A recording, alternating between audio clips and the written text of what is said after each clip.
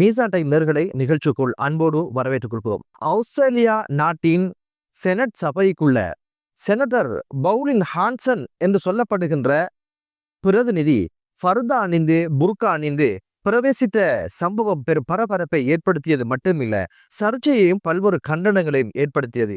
அதுக்கு மேல செனட் சபையை ஒத்தி வச்சு வெளிநடப்பு செய்ததையும் பார்க்க முடிந்தது.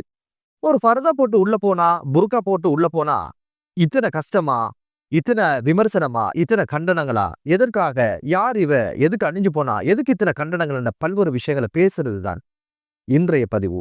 வாங்க வீடியோக்குள்ள போகலாம், விரிவாக பேசலாம். சென்ற 24ஆம் தேதி செனட் சபை கூடிய சந்தர்ப்பத்துல தீவிர வலதுசாரி கட்சியான ஒரே சமூகம் என்ற கட்சியினுடைய தலைவி இந்த செனட்டுக்குள்ள பிரவேசிக்கும் பொழுது புர்கா அணிந்து ஃபர்தா அணிந்து உள்ள நுழைஞ்சதோட பல்வேறு கண்டனங்களும் பல்வேறு விமர்சனங்களும் எழ ஆரம்பிச்சது. முஸ்லிம் பசுமை கட்சியினுடைய உறுப்பினர் மெஹ்ரீன் எழுந்து ஹான்சனின் செயற்பாடு ஒரு இனவாத செயற்பாடு, இது கண்டிக்கத்தக்கது அப்படின்னு சொல்லி தமது விமர்சனத்தை முன்வைச்சாங்க. சுயாதீன முஸ்லிம் செனட்டர் ஃபாத்திமா எழுந்து நின்று இந்த செயற்பாடு வெட்கக்கேடானது, மனித குலத்துக்கு அவமானம் அப்படின்ற ஒரு கண்டனத்தையும் விமர்சனத்தையும் முன்வைச்சாரு. ஆளும் தரப்பு கட்சியும் எதிர்கட்சி தரப்பும் சேர்ந்து கூட்டாக என்ன சொன்னாங்க அப்படின்னு கேட்டீங்கன்னா, ஒரு ஆஸ்திரேலிய நாட்டினுடைய செனட் உறுப்பினருக்கு பொருத்தமற்ற செயற்பாடு, அங்கீகரிக்க முடியாத அவமானத்தை உண்டு பண்ணுகின்ற செயற்பாடு அப்படின்னு சொன்னது மட்டுமல்ல, இந்த ஃபர்தாவையும் புர்காவையும் நீங்க கலட்ட இல்லை அப்படின்னு இருந்தா உங்களுக்கு எதிராக உங்களோட பதவியை பறிக்கிற மாதிரி ஒரு மசோதாவை கொண்டு வந்து நிறைவேற்றுவோம் என்று மிரட்டினாங்க. உடனடியாக இங்கிருந்து வெளியாகணும் அப்படின்னு சொன்னதுக்கு என்னங்க, நீங்க வெளியாக மறுத்தால் உடனடியாக இந்த அமர்வை நாங்கள் ரத்து செய்து நாங்கள் சபை நடவடிக்கைகளை நிறுத்தி வைப்போம் என்று சொல்லி சபை நடவடிக்கைகளையும் இரண்டு கட்சிகளும் சேர்ந்து நிறுத்தியதையும் பார்க்க முடிந்தது. ஒரு சுயாதீன ஊழியர் அங்கிருந்தவர் என்ன சொல்லியிருக்கிறார் அப்படின்னு கேட்டீங்கன்னா, ஹான்சனின் இந்த செயற்பாடு ஒட்டுமொத்த முஸ்லிம் சமூகத்தையும் அவமானப்படுத்தியிருக்குது, அசிங்கப்படுத்தியிருக்குது, இது அங்கீகரிக்க முடியாது என்ற கண்டனத்தையும் விமர்சனத்தையும் முன்வச்சாரு. இப்படி பல்வேறு தரப்பினால இவர் இந்த ஃபர்தா அணிஞ்சதுனால, புர்கா அணிஞ்சதுனால விமானதான் இந்த எதிர்ப்பும் கண்டனங்களும் வர ஆரம்பிச்சது. இவருடைய கட்சியுடைய கொள்கையே இஸ்லாம் போபியா என்று சொல்லுகின்ற மாதிரி இஸ்லாத்தை பற்றிய வன்மங்களை கக்கி பிரச்சாரங்கள் செய்வதுதான் இவருடைய தொழிலாக இருந்திருக்குது. ஹான்சனின் வாதம் என்ன அப்படின்னு பாத்தீங்கன்னா, 20 நாடுகள்ல புர்கா தடை செய்யப்பட்டிருக்குது, எல்லா நாடுகளிலும் பாதுகாப்புக்கு அது அச்சுறுத்தலாக இருந்திருக்குது, பெண்ணுக்கு எதிரான வன்முறை இது, பெண்ணுக்கு எதிரான அடக்குமுறை அப்படின்னு சொன்னது மட்டும் இல்ல, இஸ்லாமிய பயங்கரவாதத்துக்கு இது வித்துடுது, சமூக ஒற்றுமையை குலைக்குது அப்படின்ற பல்வேறு நியாயங்களையும் வாதங்களையும் முன் வச்சிருந்தாங்க. இது இவக்கு புதிய விஷயம் கிடையாது. 2017ஆம் ஆண்டு இதே போல செனட் சபைக்குள்ள இதே ஃபர்தாவை அணிந்து இதை முற்றாக தடை செய்யணும், இது பெரிய சிக்கலுக்குரிய விஷயம், இஸ்லாத்தினுடைய சிந்தனைகள் ஆஸ்திரேலியா நாட்டுக்கு ஒத்து போகாது, சமூக பிளவுகள் இது உண்டு பண்ணுது அப்படிங்கிற ஒரு கோஷத்தோட இதுக்கு முதல்ல ஒரு தடவை இது போன்ற ஆடைகளை அணிந்து இஸ்லாத்தையும் முஸ்லிம்களையும் கொச்சப்படுத்தியதையும் பார்க்க முடிந்தது. இவருடைய வாழ்க்கை வரலாறு எடுத்து பார்த்தா ஒரு வலதுசாரி கட்சியிலிருந்து தோன்றினவர், ஆசிய நாடுகளிலிருந்து இடம்பெயர்ந்தவங்க, புலம்பெயர் வாழ்கின்ற எந்த ஒரு நபரையும் கண்கொண்டும் காட்டக்கூடாது, இவங்களுக்கு எதிரான விஷமத்தனமான கருத்துக்களை சொல்லித்தான் தேர்தலை களங்கண்டு அவர் செனட் சபைக்கு தெரிவாகிறார். இவரோட வாதம் என்ன அப்படின்னு பாத்தீங்கன்னா, இந்த புர்காவும் இந்த ஃபர்தாவும் பெண்களுக்கு எதிரான ஒரு வன்முறை அப்படின்னு சொல்றா.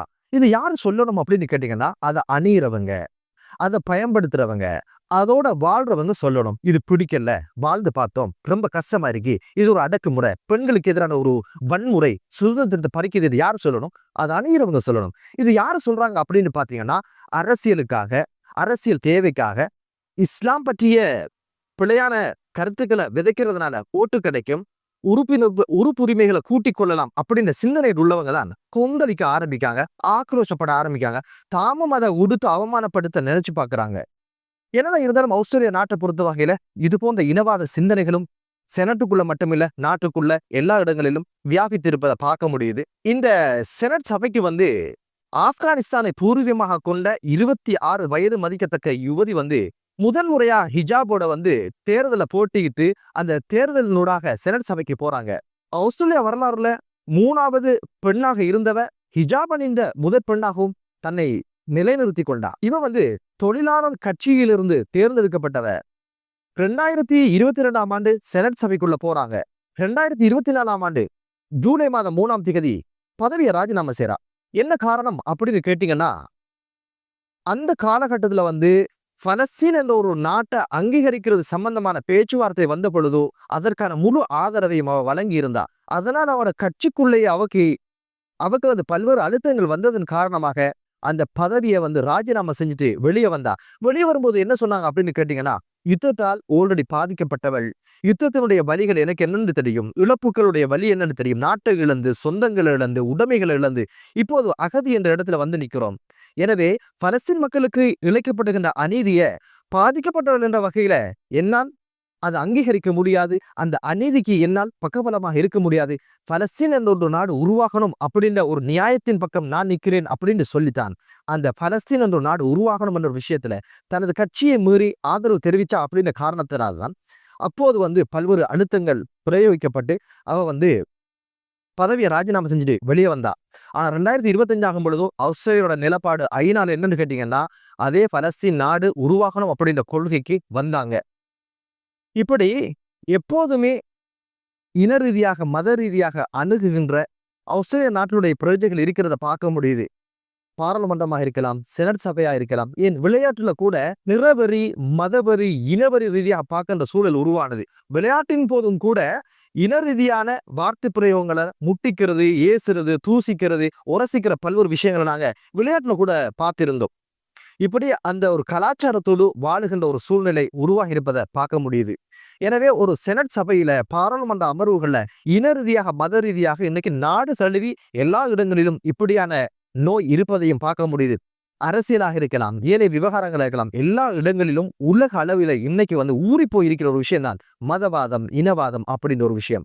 என்னதான் இருந்தாலும் அந்த செனட் சபைக்குள்ள இந்த புர்காவையும் ஃபர்தாவையும் அணிந்து ஒரு கேவலமான ஒரு விஷயத்தை செஞ்சதுக்காக முதல்ல அங்கிருந்து எதிர்ப்பு வந்தது என்பது ஆரோக்கியமான விடயமாக பார்க்கப்படுது.